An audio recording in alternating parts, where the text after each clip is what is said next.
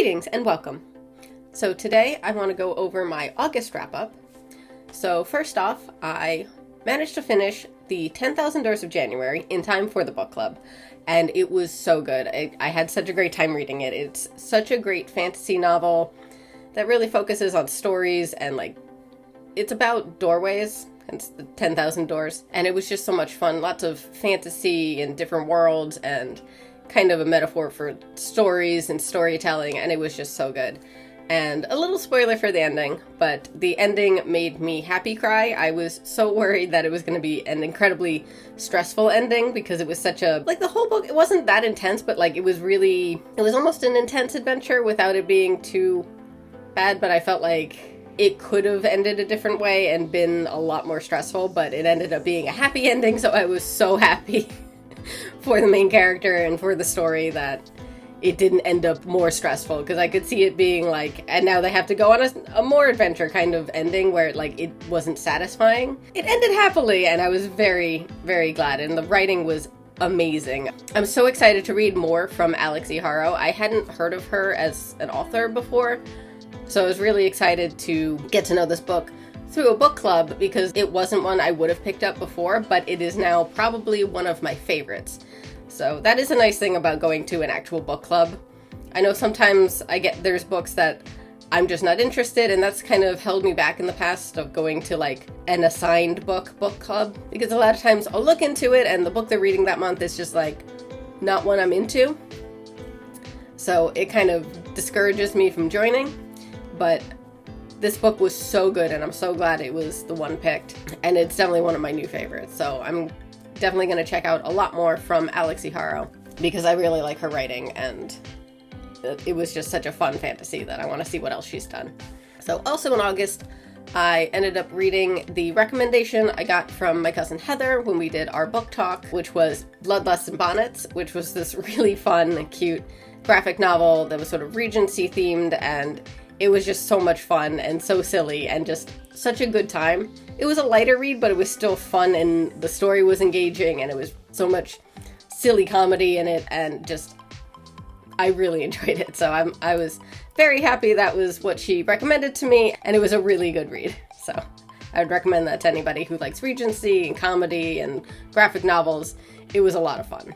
And then for my light participation in Garbaugust, I ended up DNFing the Lady Chatterley's Lover, which had been my TBR pick from a few months ago. And I wasn't vibing with it, so I just kind of put it down. I was like, I just don't care, so I'm not going to read it. For some reason, because I think it was a classic or it was well known, I was like, oh, I should read this. And then I was like, no, I don't like this, so I just stopped reading it.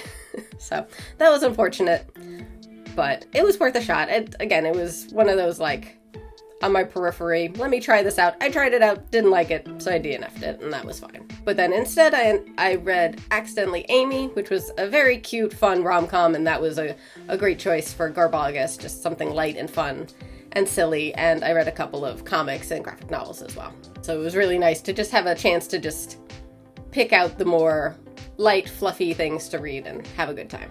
And then for my Discworld book, I read Color of Magic, and I will have a full review coming up soon. That one was really fun, and stay tuned to hear all my thoughts on it. But that was about all I read for August. I feel like I didn't read as much as I was hoping, because I did kind of focus a little bit more on my writing now, because I'm getting closer to the end of my first draft, so I really want to focus up and then do all the editing, so I really wanted to kind of shift my focus a little bit more to writing rather than reading. And I also got kind of sick in the middle of the month, if you can hear the little bit of nasal congestion I have right now. Still starting to get over it, so that kind of knocked me down for a little bit, so I wasn't reading as much. But I think it was still it was a good month, and again, I focused a little bit more on my writing and just read a couple of really fun books, so happy with what I read, but it was less than I was anticipating. So on that note, I feel really bad that I've yet again put off reading Across the Great Ocean, because I am so excited to read it, and I started reading it because I was like, I really want to get into this. I don't want to put it off anymore. But I kind of got the too overexcited, where I really want to focus on reading and not just idly pick it up, put it down. kind of thing, so I ended up not picking it up because I wasn't giving myself the space to like focus on a book. To make up for that, my next read is going to be Across the Great Ocean. I'm giving myself the space to just focus on that and then get to other books because I'm so excited and I have started it and I'm loving it and I just want to really focus and read it and then I can get the next book. So along with that, I'm also hoping to read in September the TBR pick I picked out with my last video with the axe throwing, which was Just As You Are, which looks really fun. It's a sapphic retelling of Pride and Prejudice, sort of, or like inspired by Pride and Prejudice, so it sounds like a lot of fun, so I'm excited to read that.